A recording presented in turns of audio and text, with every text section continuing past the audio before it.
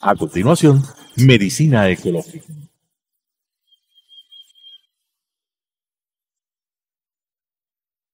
Clasificación A. Apto para todo público.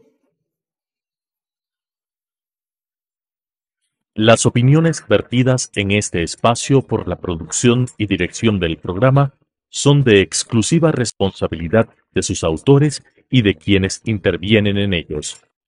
Telesucesos Canal 29 UHF presenta Medicina Ecológica, un nuevo enfoque de la salud pública diseñado especialmente para mejorar la salud de todos los habitantes en armonía con la naturaleza.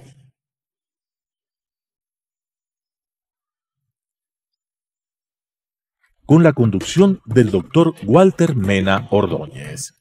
Medicina Ecológica.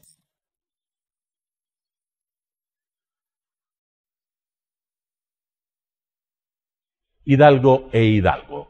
Ingeniería, construcción, mantenimiento y administración de infraestructura con excelencia, oportunidad y responsabilidad social, con elevados estándares de calidad, la preservación del medio ambiente, seguridad y la salud ocupacional, lo que nos ha permitido ser reconocidos como una empresa constructora líder en el mercado nacional e internacional, con excelencia en su modelo de gestión y procesos de innovación, mejorando la calidad de vida de sus trabajadores y generando bienestar a la sociedad.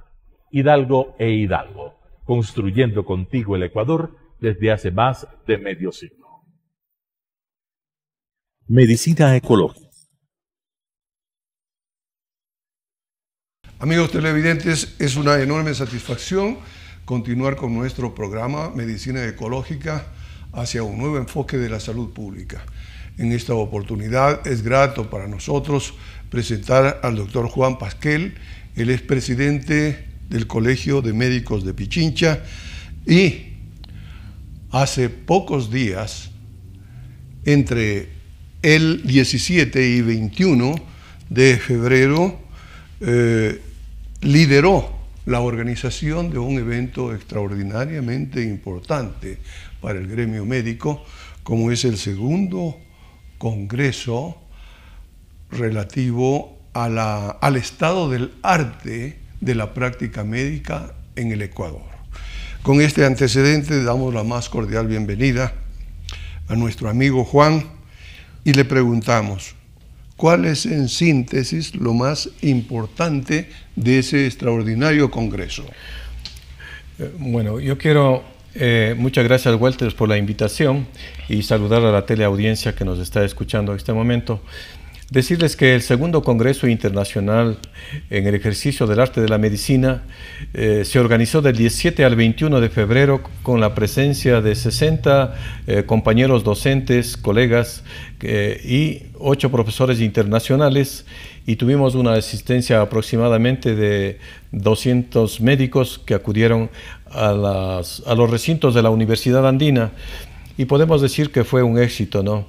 El éxito está en que se toparon temas de actualización que tienen que ver con la medicina en el Ecuador. Esto es el síndrome metabólico, el trauma, desafíos de la medicina de las principales enfermedades que tiene el Ecuador, y a su vez tratamos sobre temas de bioética, investigación, simulación e inteligencia artificial. Yo creo que los asistentes fueron los ganadores, pero a su vez la ventaja de este congreso es que fue retransmitido para todos los médicos de Latinoamérica. Es decir, estuvieron escuchando, yo diría aproximadamente tuvimos una audiencia de 500,000 médicos de Latinoamérica que estuvieron presentes por medicina, por Zoom. Entonces, lo cual es un orgullo porque el Ecuador comienza a hacerse conocer en el campo de la educación médica continua que tenemos nosotros como Colegio Médico de Pichincha. Nuestras felicitaciones para ti, Juan, y para todos los organizadores de este magnífico evento. ¿Podríamos establecer alguna diferencia con el primer congreso que se desarrolló entiendo, acá en el Ecuador, sobre esta misma temática hace unos 6 años, ¿entiendes? Exactamente. ¿Cuáles serían los avances? Sí, lo importante es que en el primer congreso que tuvimos, más se trató sobre avances tecnológicos que tenía ese momento y también tenía un fondo crítico al Sistema Nacional de Salud que en ese tiempo se manejaba con aquel gobierno. Entonces, en donde usted recordará, fueron despedidos, sobre todo médicos que tenían trayectoria y dejaron desabastecidos de jefes de servicio a nivel nacional. Entonces ese congreso tenía una especie de protesta porque realmente no era posible de que nuestros médicos sean desplazados y seamos reemplazados por médicos extranjeros. Fue un congreso protesta frente a la autocracia. Exactamente. La actitud despótica de ese gobierno innombrable que desgraciadamente lo sufrimos en el Ecuador. Hay un aspecto de singular importancia en todos los temas que se desarrolló, todos los temas que se desarrollaron en el segundo congreso, y es la bioética, es las diferentes expresiones de cómo los seres humanos defendemos, protegemos la vida. ¿Qué nos puedes decir respecto de esto? Sí, en cuanto a la bioética, fue uno de los temas que se trataron ahí. Lógicamente que se trataron, en primer lugar, los principios básicos de la bioética, ¿no es cierto? Lo que es la justicia, la confidencialidad, todos los valores primarios que tiene la bioética. Pero más allá de eso, lo que queríamos transmitir a través del Congreso es de que la bioética es innegociable, irrenunciable, porque todos los actos de corrupción que se vienen denunciando a nivel país, eso no es ético.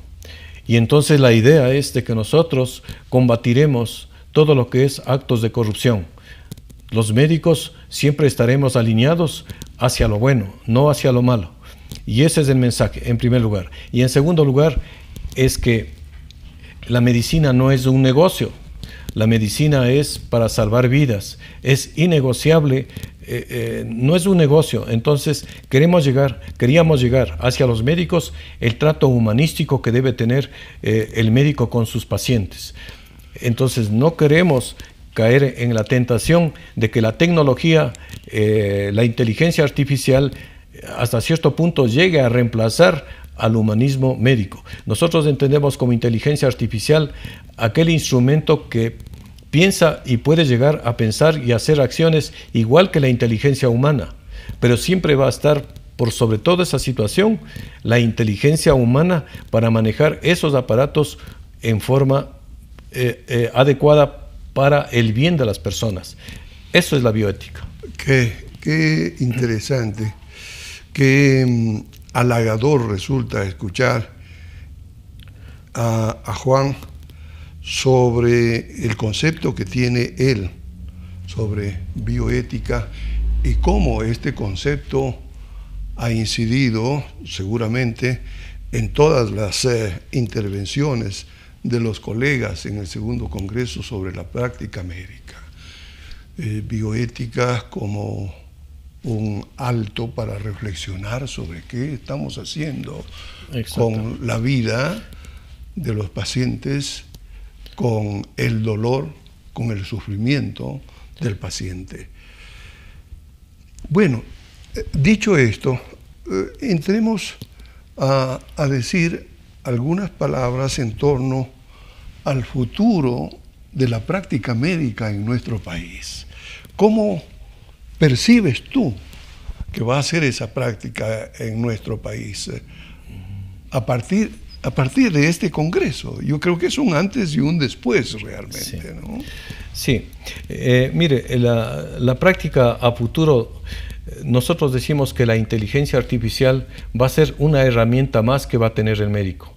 Es decir, por ejemplo, en caso de duda de algún tratamiento, la inteligencia artificial le va a ayudar a que el médico tome las mejores decisiones. Pero, vuelvo a recalcar, a pesar de tener la inteligencia artificial, tanto en la tecnología, ¿no es cierto?, sobre todo en el campo de la radiología ha avanzado bastante, en el campo de la robótica ha avanzado bastante la inteligencia artificial. Yo creo que lo más importante es que el médico pueda utilizar con inteligencia esa inteligencia artificial en beneficio de un buen diagnóstico y de un buen tratamiento. ¿Por qué motivo? Porque la inteligencia artificial desde el punto de vista médico simplemente son un algoritmo de todos los procedimientos que se puede realizar sobre determinada patología.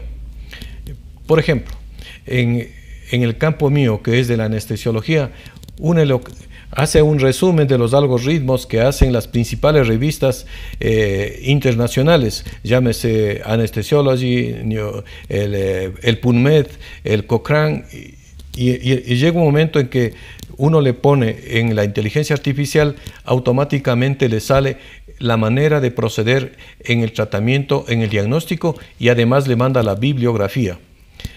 Pero cuidado, porque creemos que las nuevas generaciones consideran que es un facilismo para no comprender todos los pasos que se debe llegar para un buen tratamiento, es decir, el estudio de la anatomía, de la fisiología, de la bioquímica, tiene que estar prioritario para llegar a un buen tratamiento. Y vuelvo a repetir, la inteligencia artificial pasa a ser una herramienta que tiene el médico una vez que ha tenido una linda formación en su carrera universitaria. Una herramienta, que quede esto perfectamente claro. Pasemos a otro punto, siempre relacionado con lo anterior, ¿no? Así es. Del estado del Sistema Nacional de Salud, intercultural, financiado, así lo hemos concebido nosotros. Y hay 10 puntos desarrollados, y es una propuesta, ¿no es cierto?, para los diferentes gobiernos y ministerios de salud, comenzando por la filosofía, un marco legal y constitucional, un marco de principios, un modelo de atención formal y otro informal o popular, luego el modelo de gestión, planificar, ejecutar, en fin, todo para llegar, ¿no es cierto?, a un sistema que puede mejorar permanentemente, ¿no? Mejoramiento continuo. ¿Qué podríamos señalar? ¿Qué podría señalar el Colegio Médico de Pichincha, tú como personero del Colegio Médico de Pichincha, respecto de esta posibilidad para el Ecuador, un sistema nacional de salud intercultural financiado? Hablando del Sistema Nacional de Salud, yo creo que un solo ministerio no hace el sistema de salud. Tiene que haber la participación interministerial en distintos sectores para abarcar el tema de salud. Ejemplo, por decir algo, la educación. El Ministerio de Educación tiene que participar con el Ministerio de Salud. ¿Para qué? Dicen, personas menos educadas, pues aumenta la pobreza. Y está demostrado, personas más educadas disminuye la pobreza. He ahí una forma de trabajar con un ministerio. La otra, con el Ministerio de Obras Públicas, por decir algo. No, ¿qué tiene que hacer? Tiene que hacer buenas carreteras, tiene que hacer buenos hospitales, ¿no es cierto? Buena saneamiento ambiental. Al mejorar el saneamiento ambiental con alcantarillado en todas las áreas, automáticamente va a mejorar. He ahí que el ministerio tiene que relacionarse con este ministerio que tiene que ver con los municipios, con la GAD y toda esa situación, para mejorar el sistema de saneamiento ambiental. Luego tenemos ya propiamente la parte estructural que es el sistema de salud pública como tal, donde existe, mire usted, las enfermedades cardiovasculares, las enfermedades, el diabetes, etcétera, etcétera, etcétera. Si nosotros no hacemos un tratamiento preventivo en la atención primaria de salud, sobre todo, que tiene que ser promocional. Nosotros, de una buena dieta, buen ejercicio físico, necesitamos que el ministerio se vuelva como era antes, a hacer campañas de prevención, de promoción y prevención de la salud. La otra, en este periodo del doctor Antonio Naranjo, me emocioné mucho el que vuelva a rehabilitar el Izquieta Pérez. ¿Cuál es la función? Es la soberanía de las vacunas. Es decir, el momento que el Izquieta Pérez comience a producir vacunas, está produciendo para nuestros connacionales y no tiene que estar comprando las vacunas hacia afuera, lo cual es un sistema de ahorro infinito y un beneficio total para la población, porque actualmente, mire usted, se compraron 5 millones de vacunas. Nosotros somos 17 millones de ecuatorianos. ¿Qué pasa con el resto de personas que no han sido vacunadas? Una gran interrogante, ¿no? Es una gran interrogante. Juan, yo creo que tú enfocas integralmente el sistema de salud, una concepción integradora, sí, en efecto. Otro de los puntos en los que insistimos permanentemente es en la necesidad de cambiar un modelo de salud curativo por uno, sobre todo, preventivo, que ofrezca un paquete de servicios, y esto de la intersectorialidad es fundamental.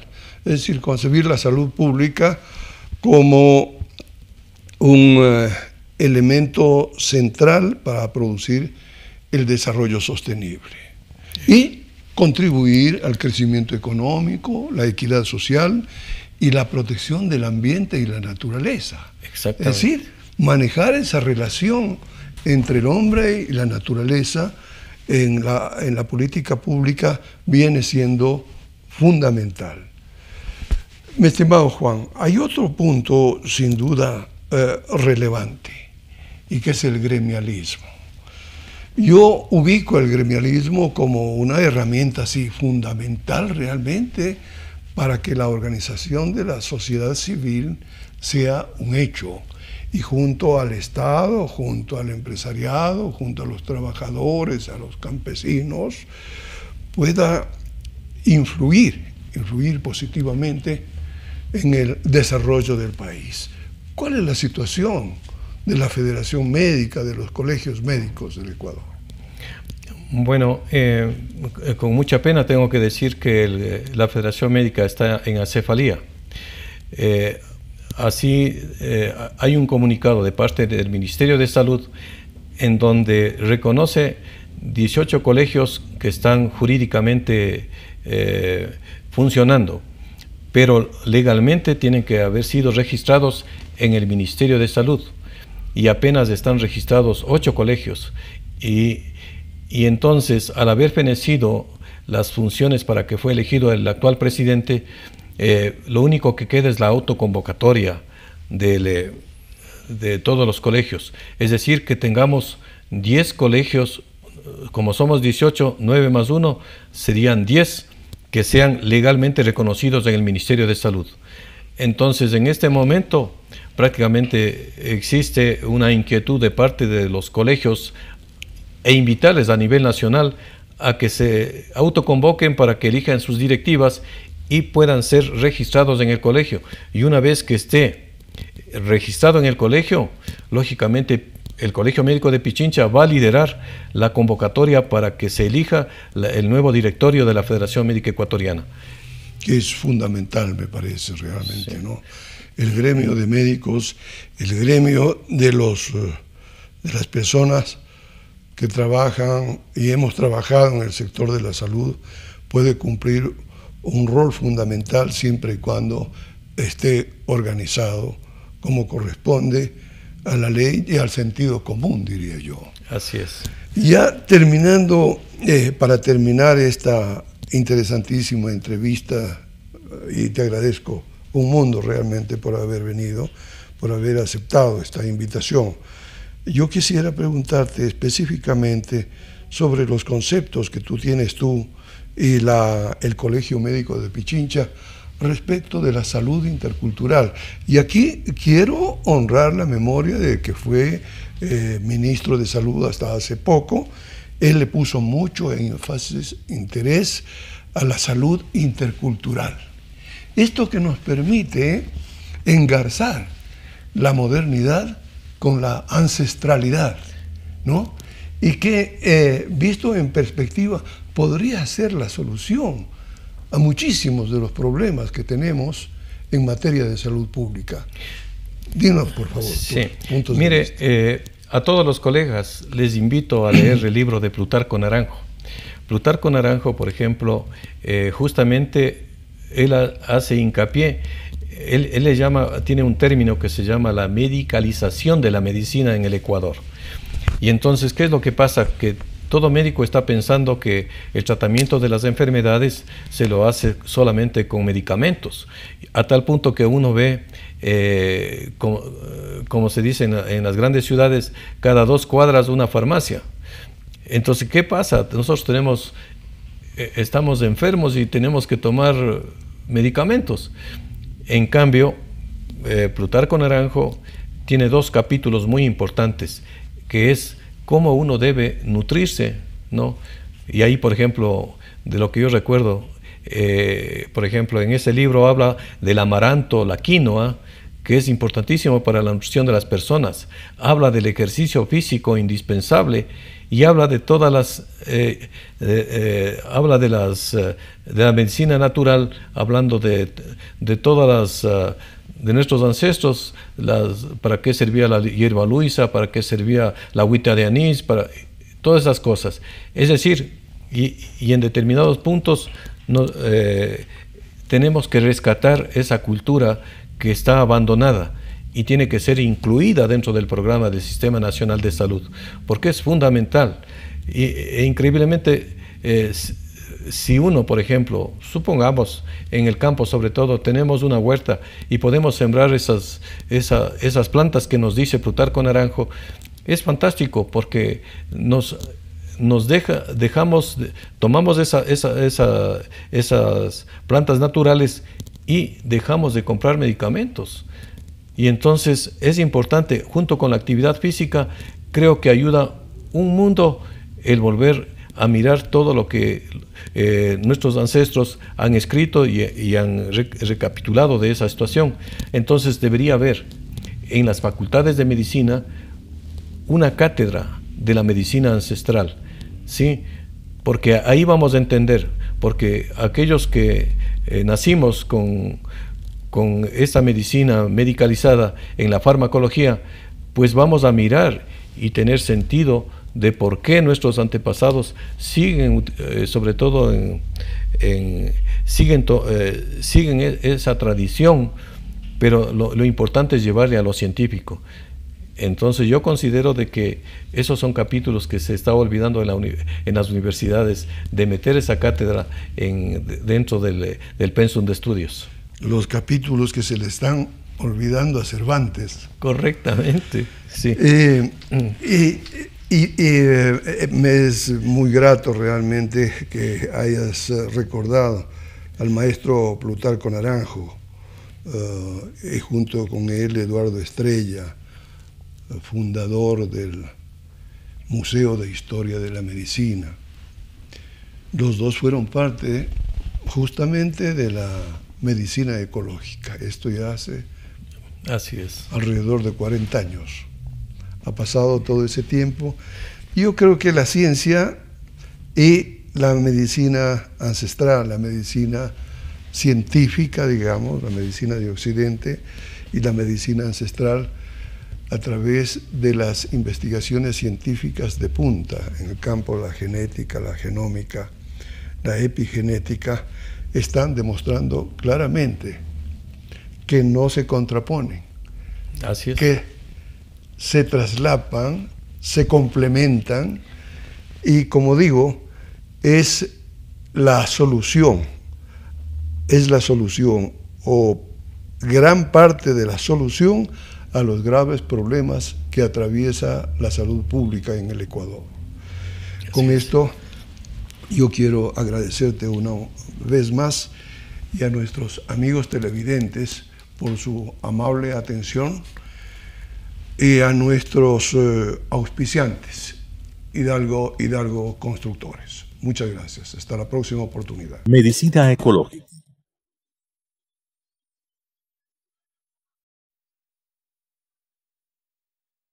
Hidalgo e Hidalgo. Ingeniería, construcción, mantenimiento y administración de infraestructura con excelencia, oportunidad y responsabilidad social, con elevados estándares de calidad, la preservación del medio ambiente, seguridad y la salud ocupacional, lo que nos ha permitido ser reconocidos como una empresa constructora líder en el mercado nacional e internacional, con excelencia en su modelo de gestión y procesos de innovación, mejorando la calidad de vida de sus trabajadores y generando bienestar a la sociedad. Hidalgo e Hidalgo, construyendo contigo el Ecuador desde hace más de medio siglo. Las opiniones vertidas en este espacio por la producción y dirección del programa son de exclusiva responsabilidad de sus autores y de quienes intervienen en ellos. Telesucesos Canal 29 UHF presentó Medicina ecológica, un nuevo enfoque de la salud pública diseñado especialmente para mejorar la salud de todos los habitantes en armonía con la naturaleza.